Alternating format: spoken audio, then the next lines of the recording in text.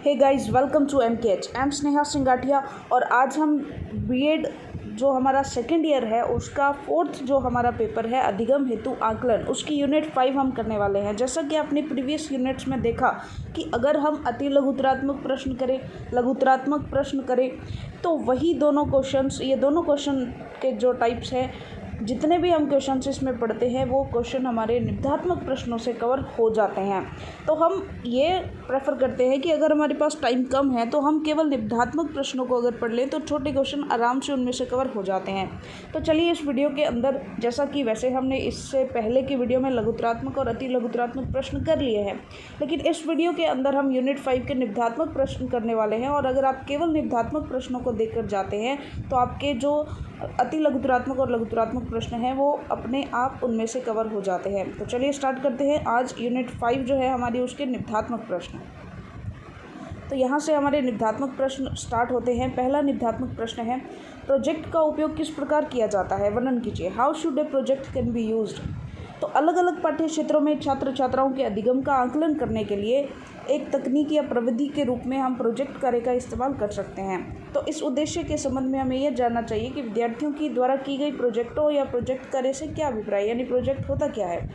तो देखिए, सिंपल सी बात, विद्यालय शिक्षा और मूल्यांकन के संदर्भ में प्रोजेक्ट को एक ऐसे उद्देश्यपूर्ण गतिविधि या कार्य के रूप में परिभाषित किया जा सकता है जिसे विद्यार्थियों के द्वारा अपने आप अकेले या सामूहिक रूप से संपन्न किया जाता है। यानी प्रोजेक्ट अकेले या सामूहिक रूप से संपन्न करने वाली एक गतिविधि है जिसके आधार पर यह अच्छी तरह से ज्ञात हो सके कि विद्यार्थियों की किसी पाठ्य विषय की अवधारणा और सिद्धांतों का किस रूप में ज्ञान और अवबोध है, यानी कि किस लेवल तक का उन्होंने जाना है, उसको जानने के लिए एक प्रोजेक्ट कार्य करते हैं। इन प्रोजेक्टों से संबंधित कार्य और गतिविधियाँ यह स्पष्ट करती है कि विद्यार्थी प्राप्त सैद्धांतिक ज्ञान को व्यवहार में कैसे परिवर्तित करते हैं, यानी कि जो भी उन्होंने सैद्धांतिक थ्योरेटिकल नॉलेज लिया उसे प्रैक्टिकल में यानी व्यवहार में यूज़ कैसे करते हैं। वो अपने विद्यालय के विभिन्न विषयों में उन्होंने जो भी जाना है या अधिगम किया है उसका अनुप्रयोग वे कैसे करते हैं। उदाहरण के लिए, जब विद्यार्थियों का एक समूह एक प्रोजेक्ट एक सहकारी बैंक चलाना और एक सहकारी स्टोर चलाना पर कार्य करते हुए दिखाई देते हैं, तब वे गणित विषय के अधिगम से संबंधित अनेक अवधारणाओं और सिद्धांतों का व्यवहारिक उपयोग और अनुप्रयोग कर रहे होते हैं। हिसाब किताब करेंगे तो ऐसा करेंगे जैसे अंकों और संख्याओं का प्रयोग, जोड़ घटाव गुणा भाग, इससे संबंधित संक्रियाएं वो करेंगे, क्योंकि हिसाब किताब करना पड़ेगा दुकान में बैठकर। इसी के साथ भिन्न व प्रतिशत, लाभ हानि, साधारण और संचित ब्याज, कार्य और समय अनुपात एवं समानुपात, साझेदारी आदि का प्रयोग भी वो कर रहे होते हैं। इस प्रकार से इस प्रोजेक्ट से संबंधित कार्य और गतिविधियों के नियोजन और क्रियान्वयन में विद्यार्थियों के सक्रिय और शामिल होने का निरीक्षण अध्यापकों को गणित विषय में उपरोक्त प्रकरणों के शिक्षण अधिगम के बारे में विद्यार्थियों के ज्ञान, समझ, कौशल और अनुप्रयोग योग्यता का सही रूप से निर्णय लेने में काफ़ी सहायक सिद्ध हो सकता है। प्रोजेक्टों को अवसर मूल्य समस्यामूलक कार्य प्रोजेक्टों को अक्सर समस्यामूलक कार्य यानी एक कार्य या गतिविधि जो एक समस्या के समाधान में सहायक हो, यानी समस्या के रूप में पेश की जाए, इसके रूप में परिभाषित किया जा सकता है, जिसे प्राकृतिक परिस्थितियों में पूरा करने का प्रयास किया जाता है। उदाहरण के लिए, किसी विद्यार्थी के द्वारा सहकारी रूप में एक कैंटीन विद्यालय में चलाई जा रही है। उसमें खाद्य पदार्थों को तैयार करने के लिए वे जिस सामग्री खाद्य पदार्थों में मिलावट या समस्या खड़ी हो गई है, यह कैंटीन गृह विज्ञान के विद्यार्थियों द्वारा चलाई जा रही थी। अतः इन विद्यार्थियों के समूह से एक प्रोजेक्ट का कार्य करने के लिए कहा गया जो इस समस्या का समाधान कर सके। वे इस प्रोजेक्ट को रसोई के उत्पादों में मिलावट का पता लगाना नाम दे सकते हैं।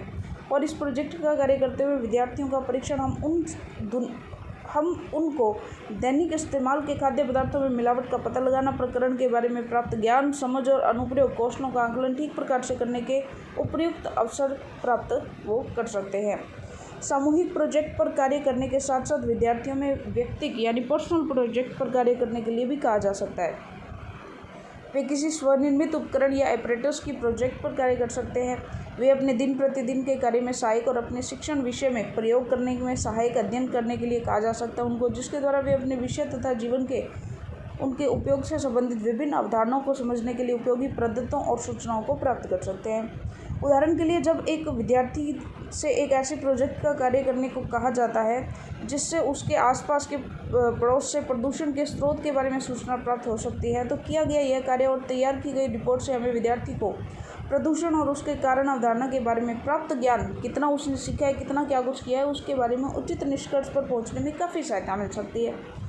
यानी प्रैक्टिकली वो जितना डाटा, जितने आंकड़े, जितनी इन्फॉर्मेशन जुटा कर लाएगा, उससे हमें पता चल जाएगा कि वास्तव में बेसिक उसके माइंड में कितने लेवल तक प्रदूषण की समझ बैठी हुई है। इस प्रकार से विद्यार्थियों द्वारा किसी व्यक्ति या सामूहिक प्रोजेक्ट पर किए जाने वाले कार्य एक अध्यापक को एक और तो विद्यार्थियों को उनके वास्तविक जीवन से जुड़े हुए अधिगम अनुभव उपलब्ध कराने में उपयोगी सिद्ध होते हैं, और दूसरी ओर इनके माध्यम से उसे विद्यार्थियों के अधिगम परिणामों के संदर्भ में यह आकलन करने में समुचित मदद मिलती है कि उन्हें विषय विशेष से संबंधित ज्ञान, अवबोध, कौशल और अनुप्रयोग उद्देश्यों की प्राप्ति कहाँ तक हो पाई है। तो ये था प्रोजेक्ट। अब नेक्स्ट बात करते हैं निष्पत्ति आधारित गतिविधियों के उपयोग का वर्णन कीजिए। तो देखिए, सिंपल सी बात है, बालकों के सर्वांगीण विकास में प्रयोजन को ध्यान में रखते हुए विद्यालयों में अनेक प्रकार की पाठ्य और सहपाठ्य गतिविधियों का आयोजन किया जाता है, जैसे शैक्षणिक गतिविधियां, साहित्यिक, सांस्कृतिक, अभिनयात्मक, खेलकूद संबंधी गतिविधियां आदि। निष्पत्ति या प्रदर्शन आधारित, यानी जो प्रदर्शनात्मक होती है, इन गतिविधियों के रूप में उदाहरण स्वरूप हम निम्न गतिविधियों का उल्लेख कर सकते हैं। यानी निष्पत्ति आधारित उसके रूप में हम कुछ एग्जाम्पल ले सकते हैं, जैसे विद्यार्थियों को कक्षा में कहानी की रूपरेखा प्रदान कर उनसे उस रूपरेखा की सहायता से अपने शब्दों में मौखिक या लिखित रूप से कहानी की रचना करने के लिए कहा जा सकता है। विद्यार्थी को एक अपूर्ण रेखा चित्र देकर उस चित्र की आकृति को पूरा करने के लिए कहा जा सकता है। तो ये होता है निष्पत्ति, यानी वो आउटपुट दे अपनी कुछ ना कुछ।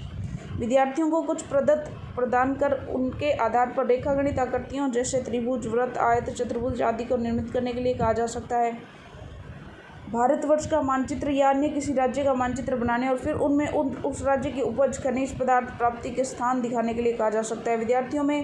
विद्यार्थियों से वैज्ञानिक तथ्यों के अवबोध और अनुप्रयोग से संबंधित प्रयोग और दृष्टांत प्रदर्शित करने के लिए कहना। ऐतिहासिक घटनाओं जैसे भारत के स्वतंत्रता युद्ध, अकबर की विजय और राज्य आदि के लिए समय रेखा चित्र बनाकर उसका घटनाक्रम प्रदर्शित करना। विभिन्न प्रकार की पाठ्य क्षेत्रों में जैसे खेलकूद, नृत्य, संगीत, गायन और वादन, कला और चित्रकला, वाद और विवाद, भाषण, अभिनयकरण, सामाजिक कार्य, समुदाय सेवा कार्य, सामुदायिक कार्यों में सहभागिता आदि में विद्यार्थियों के निष्पत्ति स्तर को ज्ञात करने के लिए इन गतिविधियों के दिन प्रतिदिन विद्यार्थियों द्वारा की गई सहभागिता का पूरा रिकॉर्ड रखना चाहिए, और शिक्षक और गतिविधि इंचार्ज पूर्ण ईमानदारी के साथ सावधानीपूर्वक बच्चों का निरीक्षण करते हुए इनका रिकॉर्ड रखें, और फिर इसे सत्र की समाप्ति पर एक संकलात्मक मूल्यांकन के लिए भली भांति इसे प्रयोग में लाया जाए। अब हमें संक्षेप में टिप्पणी देनी है। एक तो देना है अधिन्यास। अधिन्यास क्या होता है? दूसरा, रिपोर्ट छात्रों के आकलन में क्या सहायता करती है। तो एक तो हमें असाइनमेंट के बारे में लिखना है, और एक what can report help in assessment of student, तो ये हमें बताना है। तो सबसे पहले अधिन्यास, यानी कि जो असाइनमेंट होता है वो क्या होता है। तो देखो, सिंपल सी बात, विद्यार्थियों को कक्षा में किए गए शिक्षण अधिगम कार्य के आधार पर किसी भी विद्यालय पाठ्यक्रम विषय के क्षेत्र या प्रकरण पर कोई न कोई असाइनमेंट प्रदान करना भी विद्यार्थियों के अधिगम प्रतिफलों के आकलन का एक अच्छा स्रोत या साधन सिद्ध हो सकता है। उन्होंने विद्यालय में क्या कार्य किया है, क्या अध्ययन किया है, इसे उनके असाइनमेंट का विषय बनाया जा सकता है, और इस असाइनमेंट को विभिन्न स्वरूपों और आकारों में दिया जा सकता है। सबसे पहले तो निबंधात्मक प्रश्नों का विस्तारपूर्वक उत्तर लिखने के लिए कहना, ये भी असाइनमेंट के अंदर हो सकता है। विद्यार्थियों में से कोई प्रयोगात्मक कार्य करने के लिए कहना, और कक्षा में अधिगम किए गए तथ्यों, सिद्धांतों का अनुप्रयोग करने और इस संबंध में प्राप्त अपने अनुभवों पर रिपोर्ट तैयार करके प्रस्तुत करने को कहा जा सकता है। ये भी असाइनमेंट में हो सकता है। कक्षा में या विद्यालय में प्रदान किए गए अधिगम अनुभवों के आधार पर किसी वस्तु, उत्पाद या उपकरण या कुछ चीज़ें निर्मित करने या रचना करने के लिए कहना, ये भी हो सकता है। विद्यार्थियों को अपने पाठ्यक्रम से संबंधित कोई स्वास्थ्य के लिए देना, या अध्ययन करने के उपरांत उस विषय वस्तु पर या तो अपने विचार लिखित रूप में या फिर अवबोध की गई उसके लिए या तो परिचर्चा, डिस्कशन के रूप में, या सेमिनार प्रस्तुतिकरण या इंटरव्यू के माध्यम से मौखिक रूप से प्रदर्शित करना हो सकता है। विद्यार्थियों द्वारा पूरे किए गए इन अधिन्यासों का फिर अध्यापकों द्वारा उचित निष्कर्ष पर पहुंचने हेतु उचित विश्लेषण और आकलन किया जाता है, जिससे ये पता चल सके कि उन्हें किसी विषय विशेष पर या प्रकरण विशेष का कितना ज्ञान, अवबोध और उससे निहित कौशलों में उन्होंने निपुणता हासिल कर ली है, और इस दिशा में उचित रूप से विकसित रूब्रिक्स का प्रयोग विद्यार्थियों द्वारा पूरे किए अधिन्यासों का समुचित आकलन करने में भली भांति मदद कर सकते हैं, ताकि विभिन्न पाठ्यक्रम क्षेत्रों में विद्यार्थी अधिगम परिणामों की इन असाइनमेंट्स के माध्यम से उचित जानकारी उसको प्राप्त होती रहे। तो किसी भी माध्यम से सीखे उसे असाइनमेंट के तौर पर कोई भी कार्य दिया जा सकता है। तो नेक्स्ट बात करते हैं रिपोर्ट। तो देखिए, स्कूल में बहुत सी लाभदायक क्रियाओं, औपचारिक और अनौपचारिक पाठ्य और पाठ्यांतर में भाग लेते हुए छात्र छात्राओं को बहुधा कोई न कोई रिपोर्ट बनानी होती है या लिखनी होती है। इन रिपोर्टों का यही प्रयोजन होता है कि वे उन गतिविधियों के नियोजन एवं क्रियान्वयन के बारे में विद्यार्थी ने जो कुछ किया है उसे दूसरों के सामने स्पष्ट करें। यानी वो रिपोर्ट वही बनाता है जो उसने किया हुआ है। हम इन रिपोर्टों का विश्लेषण और आंकलन कर छात्र छात्राओं के अधिगम निष्पत्तियों के बारे में काफ़ी कुछ जानकारियाँ प्राप्त कर सकते हैं, यानी कितनी उनकी लर्निंग आउटकम्स हुई हैं। उदाहरण हेतु जब कोई एक छात्र अपने कस्बे या शहर के प्रदूषण की स्थिति के बारे में कोई रिपोर्ट तैयार करता है तो वह इस दौरान अपने पाठ्यक्रम से संबंधित प्रदूषण संबंधी कई प्रकार के संप्रतियों कॉन्सेप्ट्स जानकारी से संपर्क में आता है और उसे उसके अधिगम में काफ़ी सहायता मिलती है। वह प्रत्यक्ष रूप से अब यह समझते हैं कि प्रदूषण क्या है, ये कैसा और कितने प्रकार का होता है, इसके पीछे क्या कारण है, हम लोग प्रदूषण के लिए किस रूप से उत्तरदायी है, इसे रोकने के लिए शहरों में जो कुछ किया जा रहा है वह कितना प्रभावपूर्ण है और आगे क्या कुछ किया जाना चाहिए। तो कितना बेसिक लेवल की अंडरस्टैंडिंग उसके अंदर डेवलप हो जाती है। इसके द्वारा अपनी रिपोर्ट में प्रस्तुत की गई इन बातों के आधार पर हमें यह मूल्यांकन और आंकलन करने में काफ़ी सुविधा हो सकती है कि छात्र छात्राओं ने विशेष यह रिपोर्ट तैयार की है उसे प्रदूषण संबंधी अवधारणा और परिणामों की किस प्रकार से और कितनी जानकारी है। इस प्रकार के रिपोर्टों में विविध रूप से जो भी इस तरह की रिपोर्ट्स होती हैं उनके अलग अलग डिफरेंट रूप हो सकते हैं। जैसे प्रोजेक्ट रिपोर्ट हो गई, कोई सर्वे रिपोर्ट होगी, सर्वेक्षण, कोई प्रेक्षण और निरीक्षण रिपोर्ट होगी, कोई सूचनात्मक रिपोर्ट होगी जिसमें वो सूचना एकत्र करके ला रहा है, डाटा कलेक्ट करके ला रहा है। इन रिपोर्टों में एक छात्र या छात्राओं का एक समूह व्यक्तिगत या सामूहिक रूप से काम कर सकता है और उनके सामने छात्रों की जाने वाली प्रक्रियाओं के परिणामों का स्पष्ट और संजीव चित्र उभर कर सामने आ जाता है। और यही कारण है कि अध्यापकों को इन रिपोर्ट का भलीभांति मनन और विश्लेषण करने के बाद निर्णय लेने में काफ़ी सुविधा रहती है और ये भी पता चल जाता है कि अधिगम ज्ञान और समझ का कितना स्तर उस टॉपिक पर उस विषय या उस टॉपिक विशेष पर बच्चे का है। संस्थागत मूल्यांकन से क्या अभिप्राय है? इंस्टीट्यूशनल इवैल्यूएशन क्या होता है? तो देखिए सिंपल सी बात, ये वेरी इंपॉर्टेंट है क्वेश्चन, इस एग्जाम में आने की पूरी संभावना है। संस्थागत मूल्यांकन का शिक्षा के तत्कालिक उद्देश्यों के साथ साथ समग्र लक्ष्यों के साथ भी प्रत्यक्ष और घनिष्ठ संबंध होता है। यानी एक तो इसका शिक्षा के साथ तो संबंध है ही, साथ में जो आगे जो शिक्षा के साथ साथ जो तात्कालिक मतलब शिक्षा के जो इंस्टेंट यानी कि उस पर्टिकुलर टाइम पीरियड के जो उद्देश्य उनके साथ साथ जो समग्र लक्ष्य होते हैं, यानी पूरा टाइम पीरियड के लिए, पूरे साल के लिए जो समग्र लक्ष्य होते हैं उनके साथ भी प्रत्यक्ष और घनिष्ठ संबंध इसका होता है। इस प्रकार के मूल्यांकन के 3 प्रमुख उद्देश्य निम्नवत हैं। तो देख लेते हैं 3 उद्देश्य। सबसे पहला तो शिक्षण और निर्देशन के लिए आवश्यक सूचनाएं प्राप्त करना। वेरी नाइस कि टीचर अपने लिए इन्फॉर्मेशन कलेक्ट करता है कि कैसे हमें पढ़ाना है और किस तरह का लेवल बच्चों का है। बाह्य मानदंडों के सापेक्ष विद्यालय के छात्रों की उपलब्धि का मूल्यांकन करना, यानी कि अगर संस्थागत मूल्यांकन होता है तो वहाँ पर हम किसी दूसरे यानी संस्थागत मूल्यांकन यानी एग्जामिनेशन तो हो रहा है लेकिन कोई दूसरी संस्था करवा रही है, तो वहाँ पर हमें बाह्य मानदंड यानी वो जो मानदंड है परीक्षा के या सीखने के वो तो कोई बाहर संस्था करेगी ना, और बाहर संस्था करेगी तो बहुत सारे स्कूलों का या बहुत सारे विद्यालय के छात्रों का करेगी। तो वहाँ पर हमें बाह्य मापदंडों के सापेक्ष हमारे विद्यालय के छात्रों का जो उपलब्धि है उसका मूल्यांकन हो जाता है, यानी कॉम्पिटिशन हो जाता है बढ़िया से। विद्यालय के छात्रों के अधिगम और अध्यापन को उन्नत बनाने में सतत प्रयासों को प्रोत्साहन देना, तो ये भी इसका एक लक्ष्य है। बिल्कुल सही।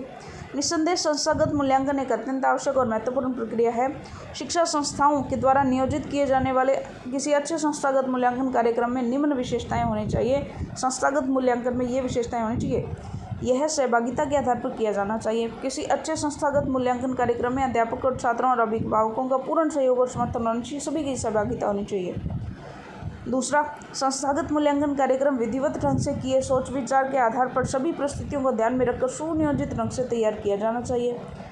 शिक्षा के क्या उद्देश्य हैं, उनकी प्राप्ति का ज्ञान किस प्रकार से संभव है और इस बात पर समुचित ढंग से विचार करने के उपरांत ही संस्थागत मूल्यांकन की योजना बनाई जानी चाहिए। संस्थागत मूल्यांकन कार्यक्रम का नियोजन, क्रियान्वयन, निष्पादन प्रशिक्षित और अनुभवी व्यक्तियों से ही करवाएं, कोई नौसिखिया लोगों से नहीं करवाना चाहिए। संस्थागत मूल्यांकन के द्वारा प्राप्त परिणामों का उचित ढंग से उपयोग करना चाहिए। छात्रों की परीक्षाएं लेना, अंकों को प्राप्त करना, परीक्षा फल घोषित करना, संचय अभिलेख बनाना जैसे कार्य संस्थागत मूल्यांकन के लिए पर्याप्त नहीं है, यानी कि उसमें सिस्टमैटिक सब होना चाहिए। संस्थागत मूल्यांकन सभी दृष्टियों से संतुलित होना चाहिए। ऐसा न हो कि संस्थागत मूल्यांकन इतना अधिक विस्तृत हो जाए कि सत्र के अधिकांश समय और उपलब्ध अधिकांश धन वही निकल जाए, जिसकी वजह से शिक्षण अधिगम जो कि विद्यालयों का प्रमुख कार्य होता है उसके लिए प्राप्त धन और प्राप्त समय उसकी जो मात्रा है वो उपलब्ध हो ही न सके। ऐसा नहीं होना चाहिए कि सारा मूल्यांकन में चला जाए, सीखने सिखाने के लिए कुछ बचे ही ना। तो संस्थागत मूल्यांकन कार्यक्रमों को प्रशासकों के द्वारा शिक्षा संस्थान पर थोपा नहीं जाना चाहिए। किसी भी अच्छे मूल्यांकन कार्यक्रम के लिए यह प्रथम शर्त है कि कार्यक्रम प्रशिक्षित और निपुण व्यक्तियों के द्वारा किया जाए। तो बिल्कुल सही है, यह उसी तरीके का है कि पहले कार्यक्रम बना लें और जो है संस्थागत मूल्यांकन कार्यक्रम बनाते समय उस पर होने वाले व्यय को भी अनदेखा नहीं करना। वही सेम टॉपिक्स हैं जो हमने अभी अभी किए हैं। मूल्यांकन कार्यक्रम के निर्माण की विवेचना कीजिए, बिल्कुल इसी से रिलेटेड ये क्वेश्चन है। और आकलन में सामुदायिक सहभागिता का क्या अभिप्राय है, यानी यहाँ पर हमें देखना है कि सामुदायिक सहभागिता किस तरह से आकलन में इम्पोर्टेंट रोल निभाती है और मूल्यांकन कार्यक्रम को सामुदायिक सहभागिता को इंक्लूड करते हुए किस टाइप से हमें डेवलप करना चाहिए, तो उसकी हम बात करें। तो देखिए मूल्यांकन कार्यक्रम का निर्माण, तो मूल्यांकन कार्यक्रम के निर्माण में हम देख रहे हैं शिक्षा संस्थाओं में होने वाले मूल्यांकन कार्यक्रम को सुनियोजित, संगठित, सहकारी, व्यवहारिक और निश्चित होना चाहिए। निस्संदेह किसी भी प्रकार के व्यापक शैक्षिक मूल्यांकन कार्यक्रम, भले ही वह संस्थागत कार्यक्रम ही हो, कक्षागत मूल्यांकन कार्यक्रम हो, उसके अंतर्गत अग्रांकित यानी आगे लिखे 8 क्रमबद्ध सोपान होते हैं, उनका अनुसरण किया जाना चाहिए। सबसे पहला काम मूल्यांकन कार्यक्रमों के उद्देश्यों का निर्धारण करो। अरे भाई कराना क्यों है वो तो डिसाइड कर लो पहले, तो उद्देश्य निर्धारित कर लो। उपयुक्त मानक उपकरणों का चयन करो, मापन उपकरणों का प्रशासन कर लो, एग्जामिन कर लो, उनको अच्छे से देख लो। मापन उपकरणों का अंकन करना, उनको नंबरिंग कर लो। प्राप्तांकों का विश्लेषण और उनकी व्याख्या करना, बिल्कुल सही। प्राप्त परिणामों का अनुप्रयोग करना, उनको यूज़ करना और पुनः परीक्षण से उपचारात्मक कार्यक्रम की सफलता का ज्ञान और उपयुक्त अभिलेख और आख्या यानी कि व्याख्या रेडी करना। ठीक है जी, तो सबसे पहले एक एक करके हम समझते हैं मूल्यांकन कार्यक्रम के उद्देश्य। तो सबसे पहले परीक्षण वास्तव में मापन के उपकरण है तथा मापन एक साधन है जो किन्हीं उद्देश्यों की पूर्ति के लिए प्रयुक्त किया जाता है। मापन और परीक्षणों की महत्ता उनके उचित उपयोग में ही निहित है। बिना किसी कारण के परीक्षणों का उपयोग वास्तव में समय, धन और परिश्रम सभी को व्यर्थ करना है। परीक्षणों पर समय पर प्रशासन करके परिणामों को फाइल रजिस्टर में लिख देना मात्र ही मूल्यांकन नहीं है। कोई भी अच्छे मूल्यांकन कुछ पूर्व इंगित उद्देश्यों पर आधारित होते हैं और यही कारण है कि मूल्यांकन कार्यक्रम का निर्माण का प्रश्न सोपान मूल्यांकन के उद्देश्यों का भली-भांति निर्धारण करना है। मापन में मूल्यांकन के उद्देश्यों व कार्यों की पूर्व चर्चा जो है वो पूर्व अध्याय में भी की जा चुकी है, यानी यूनिट 4 में की जा चुकी है।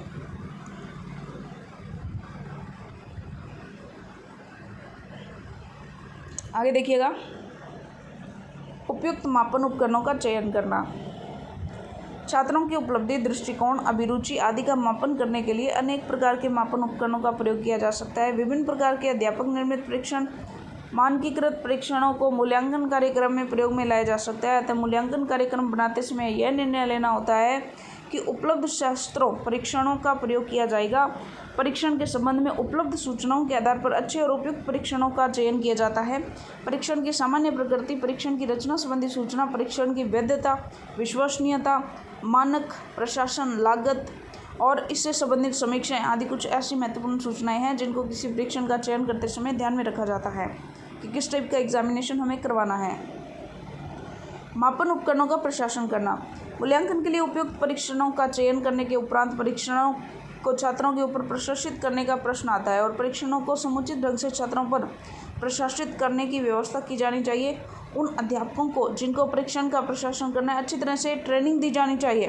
परीक्षण का प्रशासन छात्रों के ऊपर किस समय किया जाएगा, यानी उसका इम्प्लीकेशन कैसे करना है, इसका भी पूर्व निर्धारण होना चाहिए, यानी टाइम टेबल शेड्यूल बन जाना चाहिए। तो इसी टाइप की चीज़ें हैं।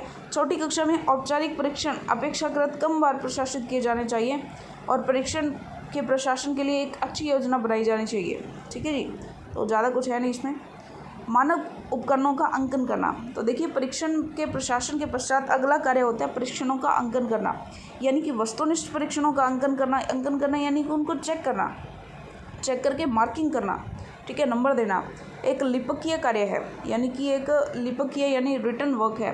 अंकन कुंजी के प्रयोग या कंप्यूटर की सहायता से इस कार्य को अधिक शीघ्रता और यथार्थता से किया जा सकता है, जैसे OMR वगैरह है जो चेक की जाती है। या फिर निबंधात्मक परीक्षणों के मूल्यांकन का कार्य अध्यापकों की सहायता से कराया जा सकता है, यानी कॉपी चेक कराना, सिंपल सी बात है। ठीक है, तो नेक्स्ट कार्य ये होता है कॉपीज हमारी इसमें चेक हो जाएगी। चलिए आगे बात करते हैं। प्राप्तांकों का विश्लेषण और उनकी व्याख्या करना। अब क्या होता है जी, अब जो बच्चों की कॉपी चेक हो चुकी है तो उनके मार्क्स वगैरह आ चुके हैं। आप देखिए परीक्षणों के अंकन के उपरांत प्राप्तांकों का विश्लेषण और व्याख्या की जाती है। ये दोनों कार्य साथ साथ किए जाते हैं। व्याख्या के अभाव में विश्लेषण का कोई भी लाभ नहीं होता तथा विश्लेषण के बिना व्याख्या करना असंभव सा कार्य है। विश्लेषण के वास्तविक कार्य से पूर्व प्राप्तांकों का वर्गीकरण और सारणीकरण करना होता है, यानी उनको टेबल में लगाना होता है। जैसे एक बच्चे की मार्कशीट बनती है तो सब्जेक्ट वाइज उनको लगा लिया जाता है और फिर सांख्यिकीय विश्लेषण और लेखाचित्रीय विश्लेषण किया जाता है। विश्लेषण के उपरांत मानकों और प्रतिमानों से तुलना करके फलांकों की व्याख्या की जाती है कि अब इसका क्या फल निकला। ठीक है, स्पष्ट है कि एक अच्छे मूल्यांकन कार्यक्रम में प्राप्तांकों के विश्लेषण और व्याख्या को अधिक महत्वपूर्ण स्थान दिया जाता है। प्राप्त परिणामों का अनुप्रयोग प्राप्त करना। तो देखिए, जैसे परीक्षणों से प्राप्त जो भी परिणाम होते हैं उनका उपयोग मुख्यतः दो भागों में बांटा जा सकता है। पहला तो कक्षा उपयोग और प्रशासनिक उपयोग। तो परीक्षण से प्राप्त परिणामों का जो है कक्षा में उपयोग अधिक महत्वपूर्ण है। तो सिंपल सी बात है, मूल्यांकन कार्यक्रम के कक्षा उपयोग वस्तुतः संस्थागत मूल्यांकन कार्यक्रम के मुख्य उद्देश्य से संबंधित है। इसके अंतर्गत परीक्षणों से प्राप्त परिणामों का उपयोग करके कक्षा शिक्षण और छात्रों के ज्ञानार्जन को अधिक प्रभावी बनाया जा सकता है। अब जिस बच्चे के नंबर हमें पता होंगे तो क्लास में सभी बच्चों के नंबर हमें अगर पता होंगे और उसका एनालिसिस किया होगा कि क्यों नंबर कम आया या क्यों, कौन सी इसकी कैपेसिटी है, कि कौन सी इसकी स्ट्रेंथ है, तो हम उसके अकॉर्डिंग अपनी योजनाएं बना पाएंगे। ठीक है, नेक्स्ट बात करते हैं पुनर्परीक्षण से उपचारात्मक कार्यक्रम की सफलता का ज्ञान। प्राय किसी भी मूल्यांकन कार्यक्रम को भ्रमवश प्राप्त परिणामों के अनुप्रयोग सोपान के उपरांत समाप्त समझ लिया जाता है, लेकिन इसके उपरांत भी एक अन्य महत्वपूर्ण सोपान रह जाता है। क्या रह जाता है? मूल्यांकन के आधार पर लागू किए गए उपचारात्मक उपायों की प्रभावशीलता को कुछ समय के उपरांत ज्ञात करना भी परम आवश्यक है। यानी हमें कमी का पता चल गया और कमी को दूर करने के लिए हमने एक उपचारात्मक कार्यक्रम भी लगा लिया, लेकिन क्या वास्तव में जो उपचारात्मक कार्यक्रम हमने लगाया वो क्या वास्तव में उस कमी को रिमूव कर पाया है या नहीं, तो उसकी जांच करना भी हमारे लिए बहुत ज़रूरी हो जाता है। उपचारात्मक उपाय हमेशा ही सफल होंगे, ये स्वीकार करना गलत होगा। ऐसा करने पर मूल्यांकन कार्यक्रम स्वयं में अपूर्ण रहकर उद्देश्य विहीन हो जाएगा। अतः उपचारात्मक कार्यक्रम की सफलता और विफलता को जानने के लिए भी निश्चित पुनर्परीक्षण किया जाना चाहिए और पुनर्परीक्षण के लिए पूर्ववर्ती परीक्षणों और समतुल्य परीक्षणों का प्रयोग किया जाना चाहिए। उपयुक्त अभिलेख और व्याख्या। तो सिंपल सी बात है, छात्र, अध्यापक, प्रशासक, अभिभावक या सामान्य जनता मूल्यांकन कार्यक्रम से संबंधित विभिन्न सूचनाएं जानने की इच्छुक हो सकती है। अब एग्जाम दिया तो रिजल्ट जानने की इच्छुक तो होंगी ना, डेफिनेट सी बात है। ठीक है, अतः मूल्यांकन कार्यक्रम से संबंधित आवश्यक अभिलेख व रिपोर्ट तैयार करना भी मूल्यांकन कार्यक्रम का एक आवश्यक अंग है। मूल्यांकन कार्यक्रम में संलग्न व्यक्तियों को समय समय पर आवश्यक अभिलेख तैयार करते रहना चाहिए और अंत में एक सामान्य वस्तु व्यापक और सारगर्भित व्याख्या तैयार करनी चाहिए, जिससे इन परिणामों का भविष्य में सम्यक ढंग से उपयोग किया जा सके। और वस्तुतः अभिलेख और आख्या ही मूल्यांकन कार्यक्रम के नियोजन व क्रियान्वयन की जानकारी अन्य को प्रदान करते हैं। मूल्यांकन शिक्षा संस्थाओं में सतत रूप से चलने वाली एक प्रक्रिया और कक्षा में प्रतिदिन शिक्षण के दौरान पाठ की समाप्ति पर, प्रत्येक मास के सत्र के मध्य में, सत्रांत पर अलग अलग तरीके से शैक्षिक प्रगति का मूल्यांकन किया जा सकता है। कक्षागत मूल्यांकन करने का उत्तरदायित्व प्राय संबंधित संस्था के होने वाले प्रधानाचार्य, परीक्षा बोर्ड या विश्वविद्यालय पर रहता है। मूल्यांकन से प्राप्त परिणामों के आधार पर उपचारात्मक उपाय छात्रों और अध्यापकों को प्रोत्साहित करना प्रश्नपोषण के अंतर्गत आता है। अब आगे बात करते हैं सामुदायिक सहभागिता। तो वेरी इंपॉर्टेंट है ये सामुदायिक सहभागिता।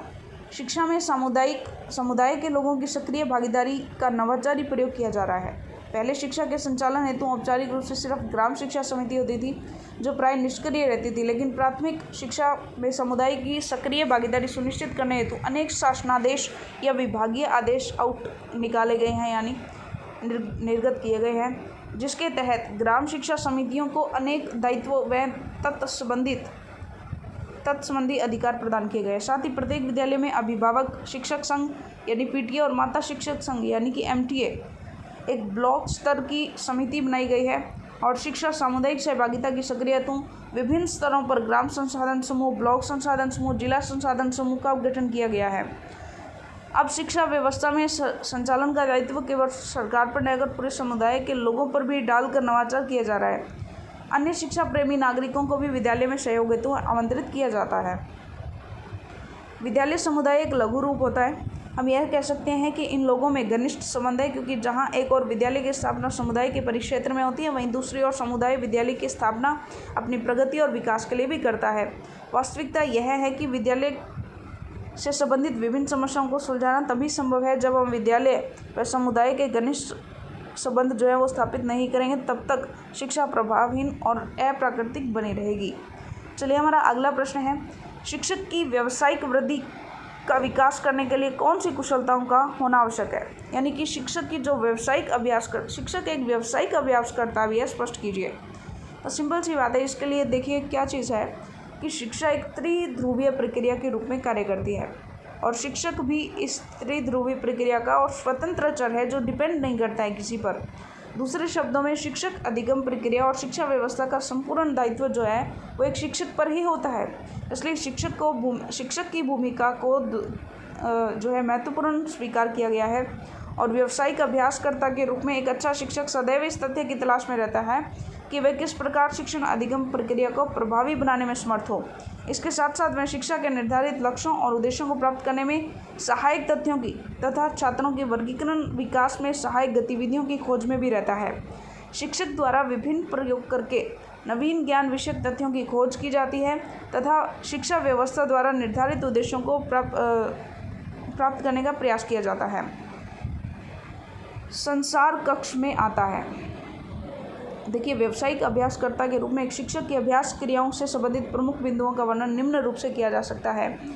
संसार कक्षा में आता है, यानी छोटे से कक्षा कक्ष में संपूर्ण संसार को देखा जा सकता है। शिक्षा व्यवस्था में एक शिक्षक में वह योग्यता है जो कि एक संपूर्ण संसार की जानकारी कक्षा कक्ष में बैठे हुए छात्रों को प्रदान कर सकता है। तो बिल्कुल सही है। वर्तमान समय की संचार क्रांति द्वारा छात्रों को कंप्यूटर और इंटरनेट के माध्यम से संपूर्ण विश्व की जानकारी प्रदान की जा सकती है। इसके कारण से ही आज के समय में प्राथमिक स्तर से ही छात्रों को कंप्यूटर का ज्ञान प्रदान किया जाता है, जिससे छात्र संपूर्ण विश्व की शिक्षा व्यवस्था एवं अन्य महत्वपूर्ण तथ्यों का ज्ञान प्राप्त कर सके। इसी प्रकार शिक्षकों से यह अपेक्षा की जाती है कि वह कक्ष में बैठे छात्रों की शिक्षा के माध्यम से वैश्विक सभ्यता में संस्कृति का ज्ञान प्रदान करें तथा विश्व बंधुत्व की भावना का उनमें विकास करें। अपेक्षाएं और दायित्व। सामान्यतः शिक्षक से अनेक अपेक्षाएं समाज और राष्ट्र द्वारा की जाती हैं। शिक्षकों को राष्ट्र का भाग्य निर्माता, बालक के सर्वांगीण विकास का कर्णधार कहा जाता है। इस स्थिति में शिक्षक के उत्तरदायित्व में व्यापक वृद्धि हो जाती है। शिक्षक से की जाने वाली अपेक्षाएं और उत्तरदायित्व इतने अधिक हो गए हैं कि शिक्षक इनको पूर्ण करने के लिए विभिन्न प्रकार के उपायों और साधनों की खोज में रहता है। इस कारण से ही वह विद्यालय व्यवस्था में अनेक प्रकार के प्रयोग करता है। एक शिक्षक द्वारा की गई असावधानी संपूर्ण राष्ट्र के लिए घातक होती है। इसलिए प्रत्येक शिक्षक को अपने पद की गरिमा का ध्यान रखते हुए समाज के प्रति सकारात्मक और छात्रों के प्रति आत्मीयता का व्यवहार करना चाहिए, जिससे कि वह समाज की अपेक्षाओं को पूर्ण कर सके और छात्रों का सर्वांगीण विकास करने में सक्षम हो सके। शिक्षक एक कला एवं विज्ञान। शिक्षक को वर्तमान समय में कला और विज्ञान का संयुक्त रूप माना जाता है। शिक्षक को कलाकार और वैज्ञानिक प्रवृत्ति से युक्त होना चाहिए। इसलिए शिक्षक विविध प्रयासों के माध्यम से शिक्षण अधिगम प्रक्रिया को प्रभावी और सरल बनाने का प्रयोग करता है और एक शिक्षक शिक्षण अधिगम सामग्री के प्रयोग से जो शिक्षण अधिगम है उसे प्रभावी बनाता है। विभिन्न प्रकार के नवीन शिक्षण विधियों की खोज में रहता है। प्राचीन काल में शिक्षक केंद्रित शिक्षण विधियों का प्रयोग होता था, लेकिन अब बाल केंद्रित गतिविधियों का प्रयोग होता है। तो सिंपल सी बात है। तो यहाँ पर शिक्षक करता क्या है, सामान्य मंदबुद्धि और प्रतिभाशाली बालकों के लिए पृथक पृथक शिक्षण विधियों का प्रयोग होता है, जिससे उसकी अनिवार्य आवश्यकताएं पूर्ण हो जाती हैं। इस प्रकार विकलांग बालकों के लिए भी विविध प्रकार की शिक्षण विधियों और शिक्षण अधिगम सामग्री का प्रयोग करना आवश्यक है। अब हमें देखना है कि एक अच्छे शिक्षक की क्या विशेषताएं होनी चाहिए। तो वर्तमान समय में शिक्षक के गुणों का स्वरूप पूर्णतः परिवर्तित हो गया है। आज की शिक्षक छात्रों का नियंत्रण करने वाला नहीं रहे, यानी कि आज का शिक्षक छात्रों पर केवल कंट्रोल नहीं बनाएगा, वरना छात्रों का सहयोगी होता है, उनका हेल्पर के रूप में उसकी भूमिका होती है। प्राथमिक स्तर पर शिक्षक छात्र का पूर्णतः सहयोगी होता है। वह उनको कहानी सुनाता है, कविता पाठ सिखाता है, आवश्यकता के अनुसार उनके साथ खेलता है। जब शिक्षक उनके समीप होता है तो छात्र अपने आप सभी शैक्षिक और अशैक्षिक समस्याओं को बताते हैं और शिक्षक द्वारा उनका यथासंभव समाधान किया जाता है। इस आधार पर ही छात्रों के माता पिता से शिक्षक समय समय पर संपर्क करता है और छात्र संबंधी समस्याओं के समाधान में उनका सहयोग करता है। इस प्रकार शिक्षक को कुशल कलाकार, वैज्ञानिक, आत्मीय व्यवहार करने वाला, नेतृत्व की क्षमता, सामाजिक कुशलता आदि गुणों से युक्त होना चाहिए, क्योंकि समाज में समाज और छात्र दोनों ही शिक्षक से अनेक अपेक्षाएं रखते हैं, इसलिए उनमें मानवता, नैतिकता, आदर्शवादिता, व्यवहारिकता, सामाजिकता और आत्मीयता आदि का समावेश होना ही चाहिए। अब बात करते हैं अधिगम क्या है और कैसे पढ़ाया जाए। अधिगम क्या है और किस प्रकार शिक्षण कार्य किया जाए, ये दोनों ही अवधारणाएं शिक्षक को पूर्ण रूप से ज्ञात होनी चाहिए। सामान्य रूप से वर्तमान समय में अधिगम का आशय छात्रों में व्यापक सोच और उनके व्यवहार में परिवर्तन करना है। ये व्यवहारिक परिवर्तन राष्ट्रीय और वैश्विक आकांक्षाओं के अनुरूप होना चाहिए। आज अधिगम प्रक्रिया औपचारिक और अनौपचारिक रूप से चलती रहती है। आदर्शवादिता एवं मानवीय गुण ही वैश्विक समाज में सहयोग और प्रेम को विकसित करते हैं, इसलिए आज की संपूर्ण अधिगम व्यवस्था को अंतर्राष्ट्रीय शिक्षा व्यवस्था और अंतर्राष्ट्रीय मूल्यों को ध्यान में रखकर करना चाहिए। शिक्षक के कार्य। शिक्षक को शिक्षण व्यवसाय में कार्यरत होते हुए अनेक कार्यों को संपन्न करना पड़ता है, जो प्रत्यक्ष और अप्रत्यक्ष रूप से शिक्षण अधिगम प्रक्रिया और शिक्षा व्यवस्था से संबंधित होते हैं। अगला प्रश्न है, शिक्षक के विभिन्न कार्य और व्यवहार संबंधी तथ्यों का वर्णन कीजिए। तो सिंपल सी बात है, विद्यालय और समुदाय के लिए वो सेतु का काम करता है, ठीक है। विद्यालय का प्रशासन वो करता है। इसके अंदर कितना भी थ्योरी आप बनाना चाहिए बना के लिख सकते हैं। शैक्षिक मामलों के निर्णय में शिक्षकों को सम्मिलित करना, शैक्षिक जो भी मामले होते हैं, शैक्षिक प्रशासन प्रबंध संबंधी नीतियाँ, तो उसमें शिक्षक अपनी महत्वपूर्ण भूमिका निभाता है। प्रभावी शिक्षण के लिए उपयुक्त दशाएँ भी वो तैयार करता है, वातावरण क्रिएट करता है। तो सिंपल सी बात है कि इसके लिए नवीन ज्ञान तथ्यों की खोज में शिक्षक के व्यावसायिक अभ्यास के प्रभावी क्रियान्वयन के लिए निम्नलिखित संकेत और सुझाव प्रस्तुत किए जा सकते हैं। शिक्षक को विद्यालय और समुदाय के मध्य समन्वयक का कार्य करना चाहिए। तो बिल्कुल वही पॉइंट है जो हम ऊपर डिस्कस करके आए हैं। विद्यालय और समुदाय के बीच खाई को पाटने का कार्य करना चाहिए, खाई को ख़त्म करना चाहिए। शिक्षक को शिक्षण अधिगम प्रक्रिया को प्रभावी बनाने के लिए आवश्यक तथ्यों का ज्ञान होना चाहिए। किस तरह की अधिगम सामग्री का वो व्यापक प्रयोग या निर्माण कर सकता है, या फिर कैसा वो अपना शिक्षण अधिगम प्रक्रिया के लिए वातावरण क्रिएट कर सकता है। छात्रों की मनोदशा को अधिगम के लिए तैयार करना और पूर्व ज्ञान से नवीन ज्ञान का संबंध करना, ये सब चीज़ें शिक्षक को आनी चाहिए। शिक्षक को अपने व्यावसायिक एवं सामान्य गुणों के बारे में पता होना चाहिए, जिससे वह छात्रों का सर्वांगीण विकास करने की प्रक्रिया में अपने गुणों का उपयोग कर सके। शिक्षक को समाज और राष्ट्र दोनों की ही व्यापक रूप से अपेक्षाएं हैं, इसलिए प्रत्येक शिक्षक को अपने उत्तरदायित्व और कर्तव्यों का पालन करना चाहिए ताकि वो अपनी अपेक्षाओं को पूर्ण कर सकें। विद्यालय प्रशासन को प्रभावी बनाने के लिए आवश्यक है कि शिक्षकों को प्रशासनिक व्यवस्था में पूर्णतः सम्मिलित किया जाए, क्योंकि विद्यालय की संपूर्ण प्रशासनिक और अनुशासन संबंधी गतिविधियों में शिक्षक सबसे अधिक परिचित होता है। शिक्षकों को शिक्षण कला की विविध स्थितियों से अवगत कराना चाहिए। इसके लिए उनको सेवारत और सेवापूर्ण प्रशिक्षण दिया जाना चाहिए। शिक्षक को सर्वप्रथम छात्रों को उनके परिवेश से संबंधित ज्ञान प्रदान करते हुए संपूर्ण विश्व के बारे में रुचिकर जानकारी प्रदान करनी चाहिए। शिक्षक को सर्वप्रथम इस अवधारणा से परिचित होना चाहिए कि अधिगम है क्या और उसके द्वारा छात्रों में कौन कौन से परिवर्तन लाने चाहिए। अगला प्रश्न है, शिक्षण व्यवसाय की समृद्धि में समुदाय की भूमिका का वर्णन कीजिए। Explain the role of community in prospers of teaching professional. तो शिक्षण जो व्यवसाय है उसके अंदर उसकी समृद्धि में, उसको डेवलप करने में समुदाय की क्या क्या भूमिका है। तो सिंपल सी बात है, सबसे पहले तो शिक्षक शिक्षा को समुदाय के समीप जितना अधिक ले जाया जाएगा, अर्थात इन दोनों में जितना सामीप्य होगा, शैक्षणिक समस्याओं का समाधान उतना ही अधिक होगा। समुदाय और शिक्षक शिक्षा एक ही सिक्के के दो पक्षों की भांति है। शिक्षा की उपयोगिता उसी रूप में अधिक होती है जब उसके दोनों पक्ष उचित हों। अतः शिक्षक शिक्षा एवं समुदाय के मध्य पूर्ण सहयोग और समन्वय की स्थिति होनी चाहिए और इस कार्य के लिए निम्नलिखित उपाय करने चाहिए। तो उपाय देखते हैं हम।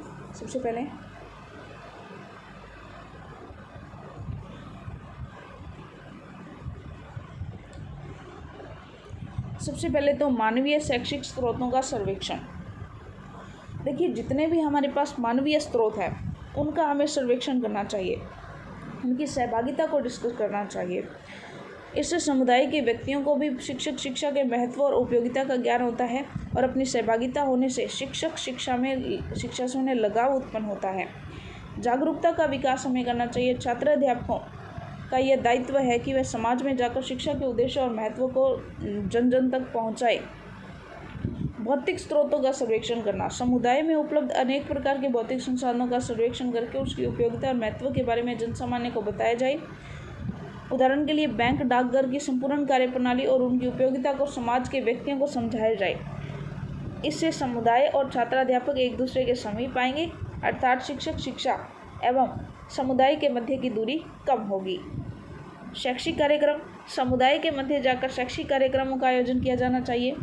ग्रामीण क्षेत्र में रोजगार की संभावनाएं, तो देखिए छात्र अध्यापकों को ग्रामीण क्षेत्र में जाकर के उन साधनों और स्रोतों का सर्वेक्षण करना चाहिए जिनसे रोजगार की प्राप्ति होती है, जैसे कुटीर उद्योगों के संबंध में ग्रामीण व्यक्तियों को ज्ञान प्रदान करना, आवश्यक सुविधाओं के बारे में बताना। तो इस तरह से समुदाय के अंदर उनकी भूमिका होती है। शिक्षक अभिभावक संघ का गठन, तो अगर हम शिक्षक और पेरेंट्स का, टीचर्स और पेरेंट्स का अगर हम एक संघ बना लेते हैं तो वो हमारे लिए बहुत ही इंपॉर्टेंट होता है, जिसमें मासिक बैठकें हो सकती है या साप्ताहिक बैठकें हो सकती है, जिसमें सभी समस्याओं का समाधान किया जा सकता है। आवश्यकताओं और समस्याओं का ज्ञान, तो आवश्यकताएं क्या हैं और जो समस्याएं हैं वो जान करके और बच्चों तक पहुंचाना, बालकों के पेरेंट्स तक पहुंचाना, जिससे उनके शैक्षिक उपलब्धि में जो भी बाधाएं हैं वो कम हो जाएं। और शिक्षक शिक्षा पाठ्यक्रम, शिक्षक शिक्षा पाठ्यक्रम में उन विषयों को समाहित किया जाता है जो समुदाय से संबंधित हो।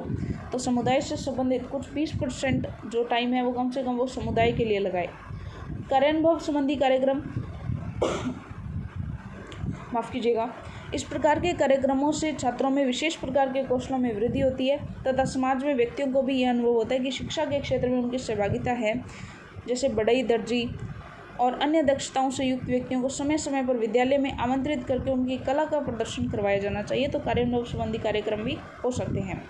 अगला प्रश्न है, अधिगम बढ़ाने के लिए प्रतिपुष्टि के प्रारूप का वर्णन कीजिए। अच्छी प्रतिपुष्टि के सिद्धांत और अच्छे आकलन और प्रतिपुष्टि का वर्णन कीजिए। यानी कि जो भी हम फीडबैक देते हैं, अधिगम को बढ़ाने के लिए जो हम फीडबैक देते हैं उसका क्या रोल होता है। तो देखिए उद्देश्य क्या है इसका। सबसे पहले तो इसका उद्देश्य वर्तमान समझ या निष्पादन और इच्छित लक्ष्य के मध्य की दूरी को कम करना है। यानी कि सबसे पहले तो हम बच्चे को जानते हैं कि उसने कितना किया, जो भी उसने किया है उसकी अगर हम प्रतिपुष्टि देते हैं, उसके लिए फीडबैक अगर हम देते हैं, या जो उसने नहीं किया, कौन कौन सी कमी है उसका फीडबैक अगर हम देते हैं, तो डेफिनेटली उसकी जो समझ है, उसका जो निष्पादन है और जो हमारे इच्छित लक्ष्य है, इन दोनों के बीच में जो दूरी है वो धीरे धीरे कम होती चली जाती है। तो सबसे पहले विद्यार्थियों द्वारा बढ़ाकर या अधिक प्रभावकारी रणनीति अपनाकर अपना लक्ष्य छोड़कर या उसे कम कर प्राप्त किया जा सकता है। अध्यापकों द्वारा चुनौतीपूर्ण और विशिष्ट लक्ष्य प्रदान कर विद्यार्थियों को प्रभावी अधिगम रणनीति में सहायता प्रदान कर जो है प्रतिपुष्टि दी जा सकती है। प्रभावी प्रतिपुष्टि 3 प्रश्नों का उत्तर प्रदान करती है। मैं कहाँ जा रहा हूँ, यानी हमारा फीडअप लक्ष्य क्या है, मैं कैसे जा रहा हूँ, ये फीडबैक है, और आगे क्या करना है, ये फीड फॉरवर्ड होता है। ठीक है। हर प्रतिपुष्टि प्रश्न 4 स्तरों पर कार्य करता है। कृत्य स्तर, कृत्य को कितनी भली प्रकार समझाया गया है, निष्पादित किया गया है। मुख्य प्रक्रिया को कृत्य को समझना चाहिए, निष्पादन कृत्य। आत्मनिर्देशन, क्रियाओं को निर्देशित करना और निरंतर करना। और व्यक्तिगत मूल्यांकन और प्रभाव अधिगमकर्ता के संबंध में। तो सिंपल सी बात है, इस परंपरा के अनुसार जो है कि हम प्रतिपुष्टि प्रक्रिया का विस्तार करना चाहते हैं और अधिगमकर्ता का आत्मनियमन, सेल्फ कंट्रोल एंड कोऑर्डिनेशन प्रतिपुष्टि प्रक्रिया का एक महत्वपूर्ण लक्ष्य है तथा स्वयं और साथी आकलन की रणनीति इस प्रक्रिया में शामिल किया जा सकता है। एक सरल उपागम विद्यार्थियों को आत्म आकलन प्रपत्र जमा कराने के लिए कहा जाए और कृत्य कसौटी पर आधारित हो तथा और विद्यार्थी आत्म आकलन की प्रतिपुष्टि प्रदान करेगा, न कि स्वयं कृत्य की। तो अच्छी प्रतिपुष्टि, प्रिंसिपल ऑफ गुड फीडबैक क्या होते हैं।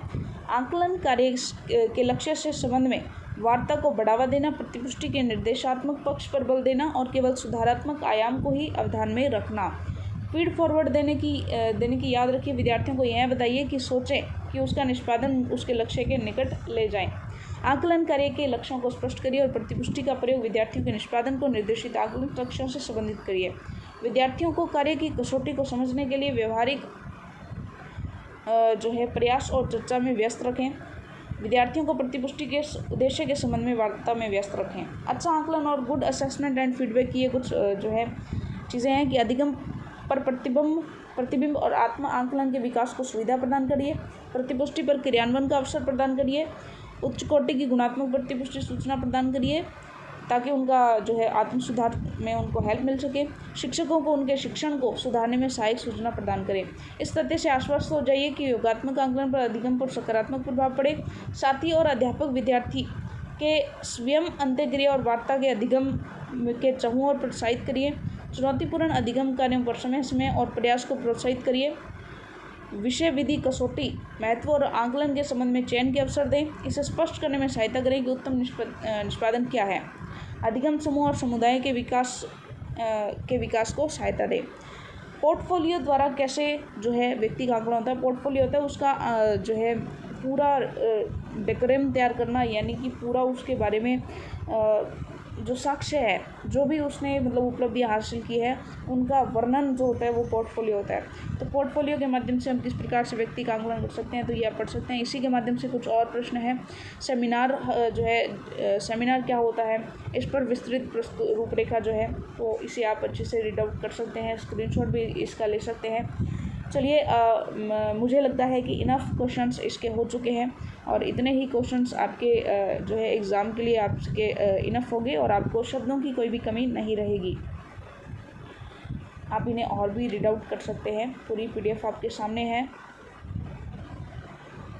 तो आपके एग्ज़ाम के लिए, क्योंकि ये लास्ट यूनिट थी, इससे पहले हमने बहुत सारी यूनिट्स कर ली हैं, तो आपके एग्ज़ाम के लिए आपको बहुत बहुत शुभकामनाएँ। धन्यवाद।